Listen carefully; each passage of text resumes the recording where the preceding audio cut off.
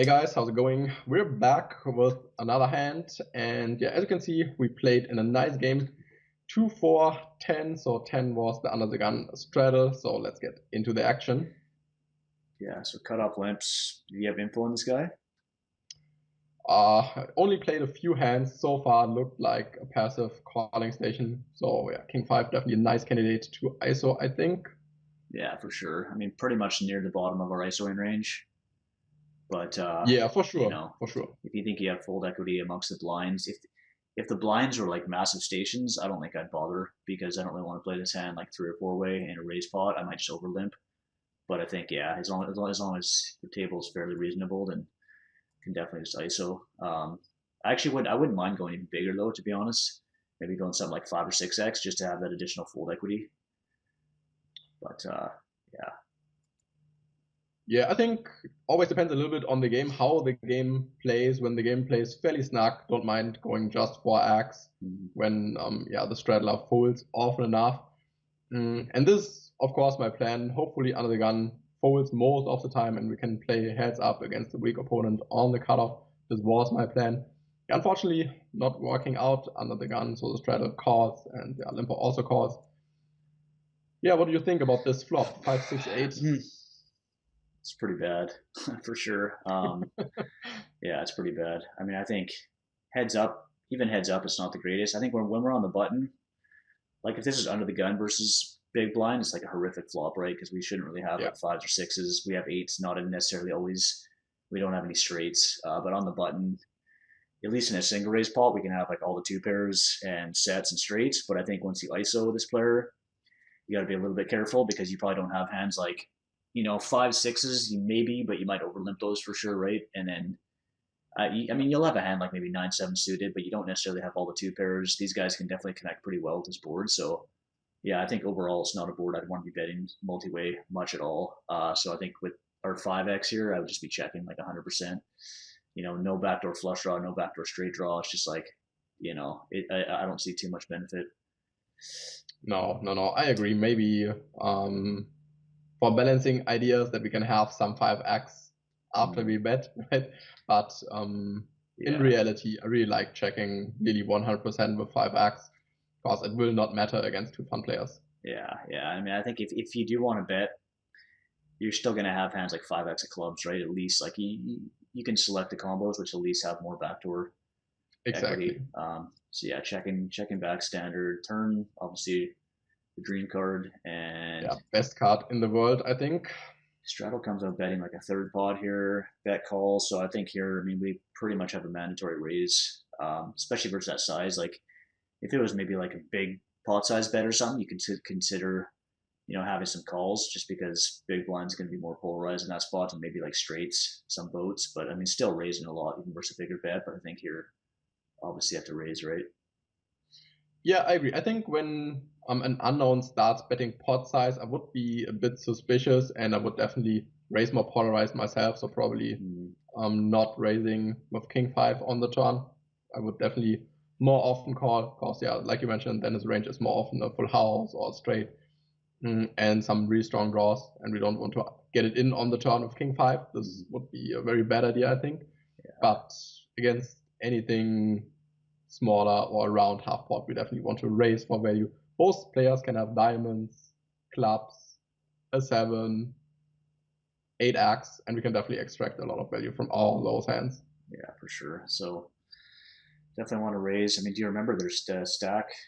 These guys both had like decent stack sizes. Yeah, yeah, they both have had us covered, so Okay, so yeah, I like the raise size. Definitely want to be raising pretty big. I mean, I think in position we can raise a bit smaller, obviously, than in a position, but still, given the fact that the pot is already by the time it gets to you, yeah, you want to make like at least a pot size raise. There's so many draws out. Worst 5x. yeah, I think So this is really crucial that you're mentioning this because super often someone just use the rule I should usually go 3x the raise, the bet size, so he makes it 120. But of mm, course, here when you make it 120, this is way too small. yeah, Everyone gets amazing odds. Even 130, 140 is definitely not big enough. Cause yeah, the under the gun player the player in the straddle just bets 1/3 pot size on the turn. So factor this in and definitely raise to around pot size in those situations. So pot size is way more important than bet size overall.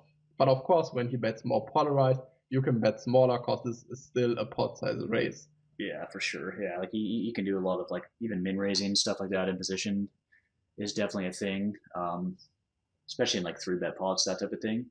But as you say, it's like you really got to watch out for their bet size. Like when people bet small, you want to be just going bigger with a wider range. When they bet big, you can use smaller sizes for sure, especially in position, even out of position sometimes too. But so both call interesting and not the So greatest far so river. good. Now we come to betting. Yeah, this really sucks for sure. Yeah, I mean, I think personally, I would. You had no info on this guy. Yeah, he was loose passive so far, but only saw a few hands. That's the only info I had. Yeah. I mean, I think I'm just going to be folding here and not really worrying too much about getting exploited. Like we still have. I think we have no better hands. Yeah, I was going to say maybe we have.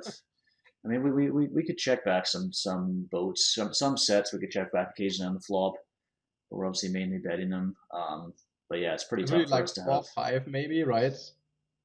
Yeah, we could have 4-5 suited, some frequency, maybe a hand like we don't have 9-5 suited. But I mean, that's obviously why. I mean, if you're talking in terms of like theory, that's why it's always good to have some like nutted hands in your check back range. So basically, you can like have the nuts on every type of run out, even if it looks like you don't. But I think in these games, it's not necessarily a big deal. And I think here, when someone just comes out betting the river, he can have missed draws, but I really just don't find people taking this spot that much, right? Just like donking out into two players when, for all he knows, we could still have some 9x, we could have some boats. That the guy under the gun who bet call turn can certainly have a lot of strong hands. So not a spot I'm predicting people to be betting into. If it was heads up, right, it's a different story. But yeah, and we can have in theory all the strong hands, right? We could still have a full house or some. This is a problem, I think. And also he leads really big. I mean, yes, we played 2-4-10 in this hand, but it's still a 2-4 game, and a lot of people only buy in for $200-300. So when someone goes ahead and bombs $500 on the river, this is still a substantial bet, even when the pot is big. And I also have the feeling that people underbluff in those really big pots. I mean, especially when he is really a huge calling station, then of course his river bluffing frequencies will go down. But even overall, I have the feeling the bigger the pot gets, the less crazy bluffs on the river you get.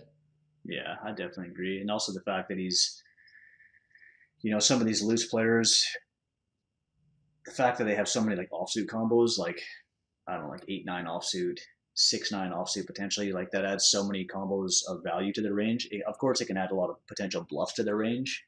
But I think when you couple the fact that these players are often not bluffing enough in the big pots, and then also the fact that they just have so many value combos given the nature of their pre-flop range, then you just really want to be careful and play like pretty tight in these spots and not really worry about like MDF, like, oh, I'm folding here, I'm folding my entire range. It's like, who gives a shit really, right? Like really try to think things through and just think about 100% true. Bluffing frequencies. So yeah, I think the fold here is definitely pretty good. And then you just ask him after what he had, and he lies. Yeah, exactly. Don't bother 10 with jack those of questions. clubs.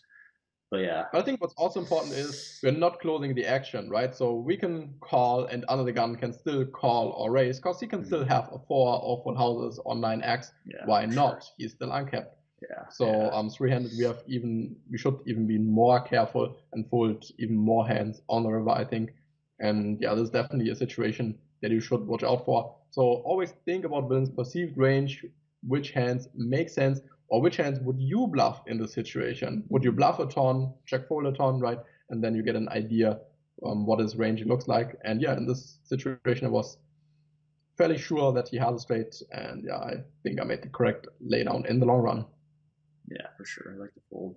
Just always remember multi-way pots.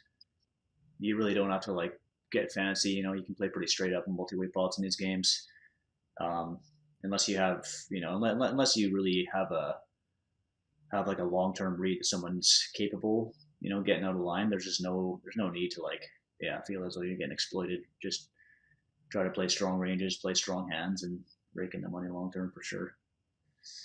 Yeah, absolutely. Right, guys, that's it. We'll see you next time. Later.